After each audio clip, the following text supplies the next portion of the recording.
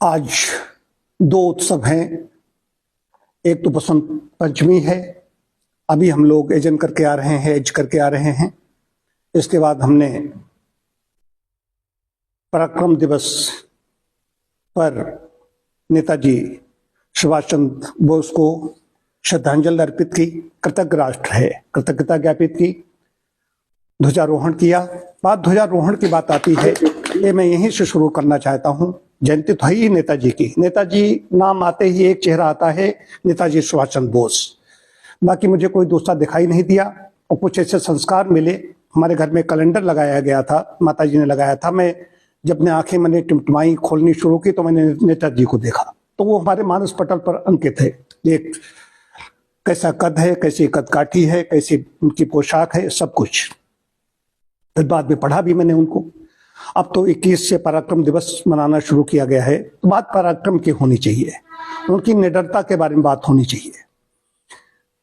इससे बच्चे प्रेरणा लें, ये तो स्कूलों में होना चाहिए। तो पहली बात तो यह है कि सरकार को भी चाहिए कि आज के दिन के लिए निर्देशित करना चाहिए था कि काली जयंती तो मनाई जा रही है, पराक्रम दिवस मनाया जा रहा है, लेकिन ध्वजारोहण भी होना चाहिए। एक नेताओं इन्होंने अपना जीवन, जिसका 23 जनवरी को जन्मदिन है, वो अपने घर से 16-17 जनवरी की रात में, मतलब 16 जनवरी की रात तो वही 17 बन जाएगी 12 बजे के बाद, 16-17 जनवरी की रात में घर से अपने मोहम्मद जियाउद्दीन के रूप में घर से निकल जाते हैं। उन दिनों हाउस अरेस्ट कर रखा था ब्रिटेन गवर्नमेंट ने। 1940 में जब हिटलर के बम वर्षक जर्मन उधर बम गिरा रहे थे, इनको, ये सबसे बड़े दुश्मन उनके थे, इनको उन्होंने अरेस्ट कर लिया, प्रेसिडेंसी जेल में उनको रखा। प्रेसिडेंसी जेल से उन्होंने अनशन शुरू कर दिया कि हम भूख हड़ताल कर दी, हम नहीं ग्रहण करेंगे, हमें अवैध तरीके से मतलब गिरफ्तार किया गया है। स्वास्थ्य उनका खराब होने लगा। स्वास्थ्य इतना ज्यादा खराब हो गया तो अंग्रेज सरकार डरी कि अगर नेताजी का कहीं यहाँ पर निधन हो गया तो हम मतलब कि दिखाने लायक नहीं रहेंगे। तो उन्होंने इनको घर पर ही 38/2 एल्गिन रोड, उस समय का, आज लाला लाजपत राय नाम दिया गया है, उस समय का, तो वहां पर उनको भेज दिया गया। वहां पर भी कड़ा पहरा था, खुफिया विभाग भी उनका पूरा काम कर रहा था, भोजन वहीं से उनके लिए आता था। उन्होंने अपने भतीजे शिशिर को हाथ में हाथ लेकर कहा, तुम्हारी मदद करोगे?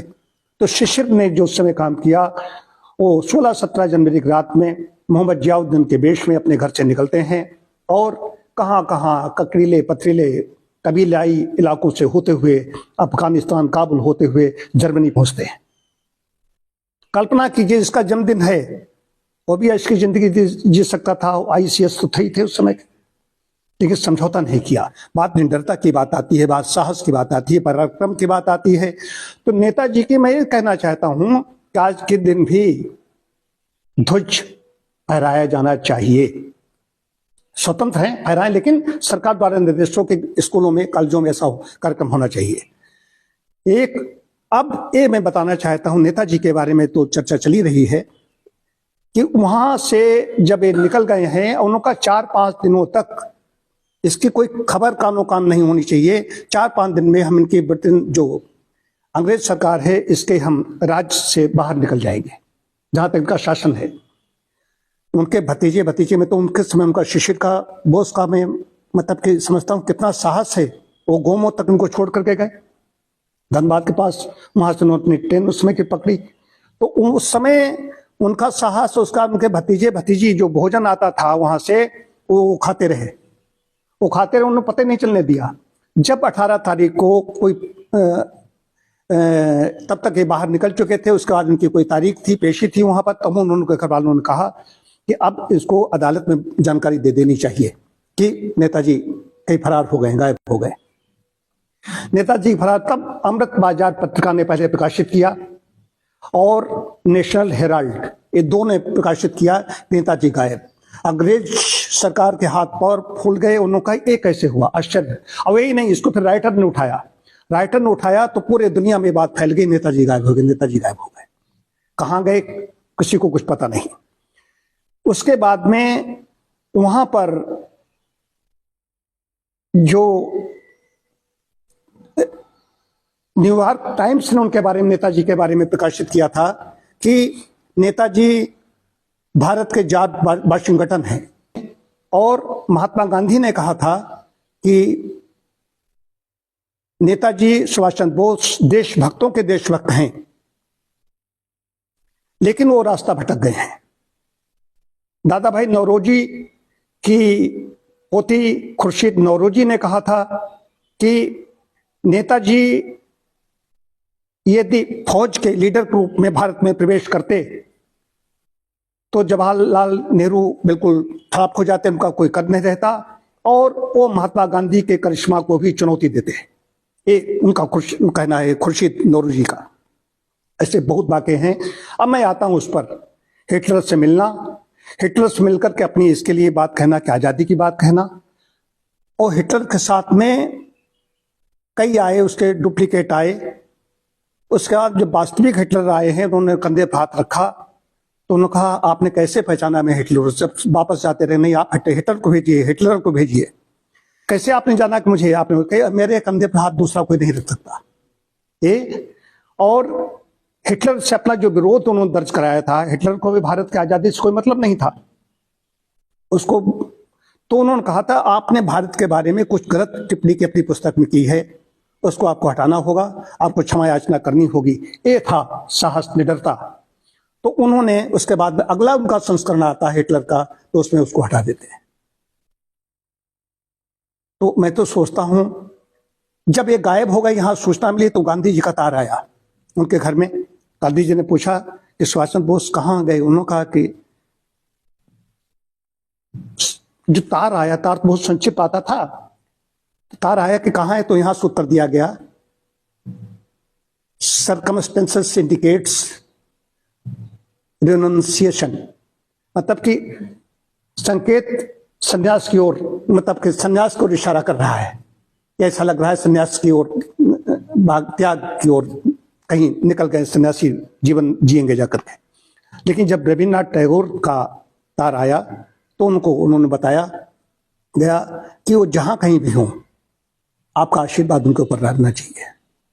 मृत्यु से पहले रविन्द्रनाथ टैगोर ने अपनी बदनाम में लिखते हैं कि एक देश की आज़ादी के लिए कबीलाई इलाकों से कोई सुभाष चंद्र बोस के बारे में दुखी होकर के लिखते हैं। वो बड़ा उनकी बंगला में वो है कि इकला चलो रे, इकला चलो रे। ये है नेताजी का कद। नेताजी को हम लोग याद कर रहे हैं, याद करना चाहिए। पूरा कहाँ कहाँ कैसे कैसे फौज पूरी जापान में, हालांकि रास बिहारी बोस ने वहाँ पर उसका गठन किया था, लेकिन बहुत कुछ है बताने के लिए, मैंने अपने संस्मरण रखे। डॉक्टर साहब आप क्या कहना चाहेंगे?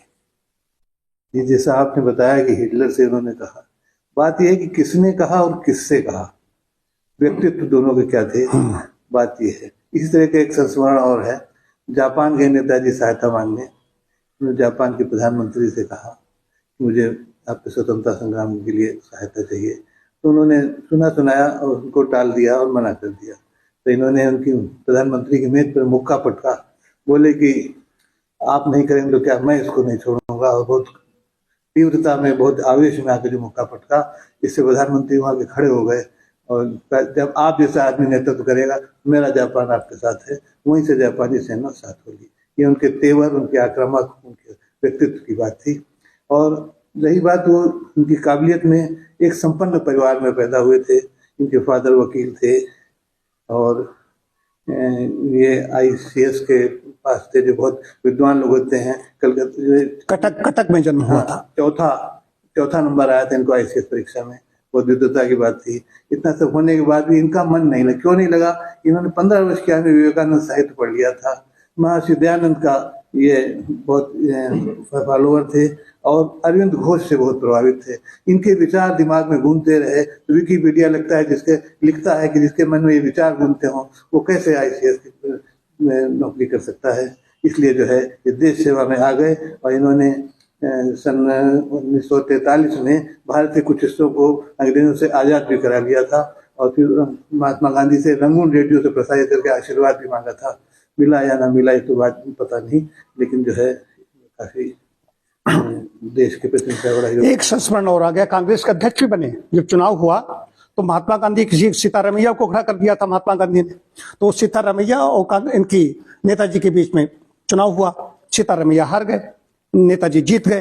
तो महात्मा गांधी ने अपना इस्तीफा दिया। उन्होंने कहा भाई सीतारमैया की हार मेरी हार है, हमने खड़ा किया तो हमने अपनी हार उन्होंने मानी, उन्होंने इस्तीफा दे दिया। नेताजी अध्यक्ष हैं, सबके इस्तीफे आते रहे, नेताजी का सबने इस्तीफा दे दिया, नेताजी ने अपना इस्तीफा दे दिया। तो बात इसकी है, सबका इस्तीफा लेते रहे, अंत में अपना इस्तीफा भी सौंप दिया। तो ये सब संस्मरण है, इनको देख करके मतलब खुशी होती है, प्रसन्नता होती है कि निडरता, निर्भीकता। स्टूडेंट लाइफ में ही जब वहां पर पढ़ रहे थे, कलकत्ता में ही पढ़ रहे थे, कैम्ब्रिज में शायद पढ़ रहे थे, तो वहां पर भी एक प्रोफेसर ने कुछ गलत कहा था, कुछ कुछ कहा था, तब भी वहां पर भी इनका विवाद हुआ था, वंश उन्होंने अपना किया था। तो ये उनके ये है राष्ट्र के प्रति हमारा हर व्यक्ति का प्रेरणा का मिलकर पराक्रम, निडरता तो होनी चाहिए। राष्ट्र हित में हमारा एक एक व्यक्ति का चिंतन होना चाहिए। राष्ट्र हित में हम कोई भी काम करें, उससे हमें देखना चाहिए कि देश का सिर शर्म से तो नहीं झुक जाएगा। हमारे काम जितने भी होने चाहिए राष्ट्र के उत्थान के लिए होने चाहिए। हम कहाँ जाए, हम चाहे सफाई कर्मी सफाई कर रहा है, सब वहां से लेकर के कृषि कार्य में, सेना के जवान से लेकर हम चिकित्सा में हैं, शिक्षक हैं, जो महिलाएं हैं, गृहिणी हैं, वो भोजन पका रही हैं, किसके लिए पका रही हैं, कौन खा रहा है, वो बच्चा जाएगा पढ़ेगा, पढ़कर के विद्वान बनेगा, राष्ट्र की सेवा में लगेंगे। राष्ट्र के मामले में कोई समझौता नहीं होना चाहिए। कि हमारे यहाँ के किसी ने लिखा, हमने कहीं पढ़ा था कि कहीं वो यात्रा से निकले तो उनका इस यहाँ पर कहीं पर कोई फल नहीं मिल रहे हैं, ऐसी हम है कि हम तो फलाहार करते हैं। यहाँ सन्यासी गए तो वहाँ जापान के किसी व्यक्ति ने, किसी लड़के ने उनको फल ला करके दिया करके, उसने कहा कि आपने क्यों किया, कि आप यहाँ जब जाएंगे तो ये नहीं कहेंगे कि वहां पर हमें फल नहीं मिले। तो राष्ट्र का उत्थान इस तरीके से होता है। राष्ट्र के उत्थान के लिए जो हमारा चिंतन होता है, एक एक काम, हमारे एक एक कदम राष्ट्र के उत्थान के लिए होने चाहिए। हम सभी श्रद्धांजलि अर्पित करते हैं नेताजी के प्रति, उसी के साथ अपनी बात समाप्त करते हैं।